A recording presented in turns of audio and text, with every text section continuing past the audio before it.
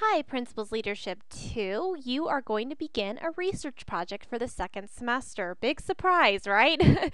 So let's go ahead and take a look at the activity for this research project for you. The pacing of this project, just like last year, I want you to kind of have a timeline to go by, but there's not anything really due to me until the very end. So whether you're a procrastinator or you always get things in on time, either way, I want you setting your own pace, and therefore I want you creating your own timeline. And in fact, that's what I would like you to turn into me this week. Okay, I just made a note of that. Please turn in your timeline to Mrs. Brown by Thursday at 5 o'clock this week. So go ahead and do that so that way I know that you've gone ahead and taken that step to create that for yourself.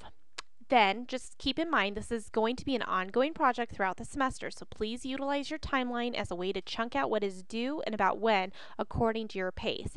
Everyone's pace will be different for this project, so this is just a tentative guide to assist you. The only real deadline besides the timeline to me this week, the only real deadline for this project is going to be Thursday, May 19th, 2011. This will be the last week of class for both of you as you are both graduating. So please keep that in mind that will be the very last day that this could be submitted, but you can of course turn it in any time before that date as well. So let's go ahead and take a look at this project and why we're doing it. As you know, researching the life and experiences of a well-known leader is an excellent way to gain greater understanding of leadership in action and how leadership can be an everyday part of who a person is.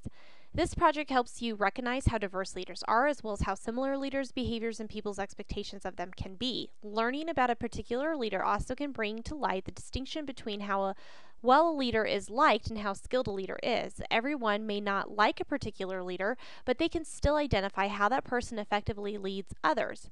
Leaders can be successful yet differ greatly in style, character, behavior, and judgment.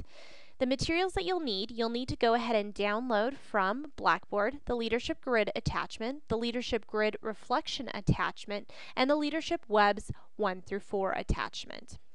So let's go ahead and take each part of those activities and break them down a little bit further. So the directions for the Leadership Grid attachment. You are going to use the Leadership Grid. It's very easy to use. You have 3 basic steps. Number 1, you're going to look at the different categories listed. You will see the field or area of expertise such as education, science, technology, and mathematics, medicine, politics, government, humanities, social services, religion, sports, fine arts, design, architecture, performance arts, and entertainment are all of the categories. Each category is a way in which we can identify a great leader. You'll notice that the last one on your actual grid sheet is blank. That doesn't mean that you can just not put anything there. You actually will need to come up with your own category and then complete the grid from there.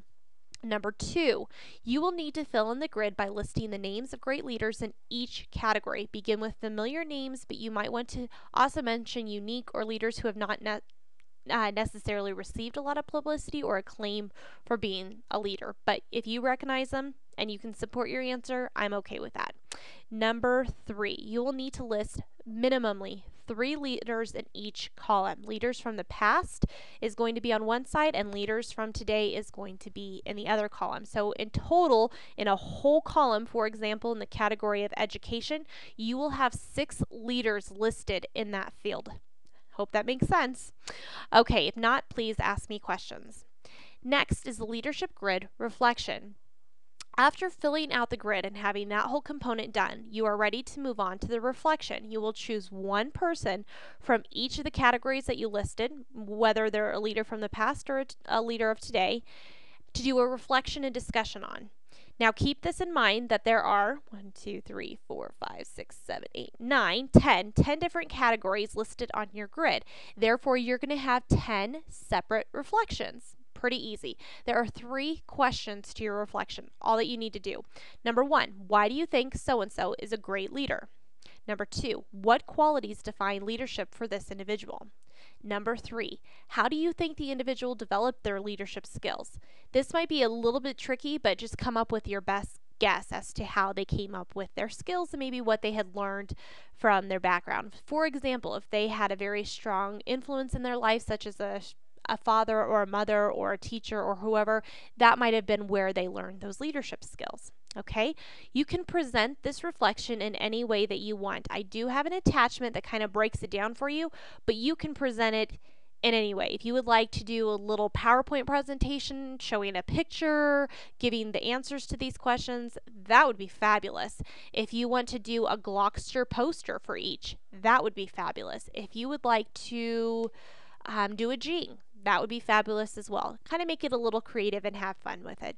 I don't want necessarily just the sheet to be filled in and submitted because that's a little boring. So use your creativity on this part. Next is the leadership web. There are 4 different webs that I will give you to complete. Once again, once you've reflected the grid and the reflection, you are ready to do this part of the project, which is doing the web.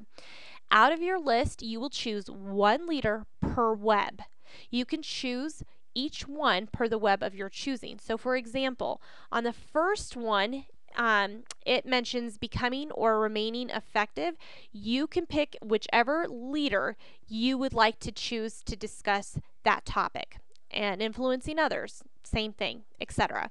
So you're going to pick one and it describe them. So I'm giving you the freedom to kind of choose which one you kind of want to discuss and go from there. Okay? Next, you're going to take the individuals you choose for your grid and identify the qualities that have affected those individuals' ability to lead. Focus your thoughts and ideas on qualities that... Sorry, that was a typo. Okay, this next part says focus your thoughts and ideas on qualities that enabled leaders to, and keep in mind that on your web, each pair is together. So you want to make sure you pick a leader that you can discuss both of the topics on, okay? So the first one is become and remain effective, influence others, communicate their vision for the future, inspire others to a common purpose, overcome problems and setbacks, achieve their goals, affect behaviors of a significant number of individuals, exercise power in a group of groups, and share a high moral and ethical purpose. Okay. Last but not least, as you know, or just a reminder, this is due Thursday, May 19th, 2011 at 5 o'clock p.m. I would like you to be creative, think critically, have fun, see what interesting and unusual things you can discover about important leaders in our world. If you have any questions or any concerns, as always, contact Mrs. Brown. Thanks, and I hope you enjoyed doing this project.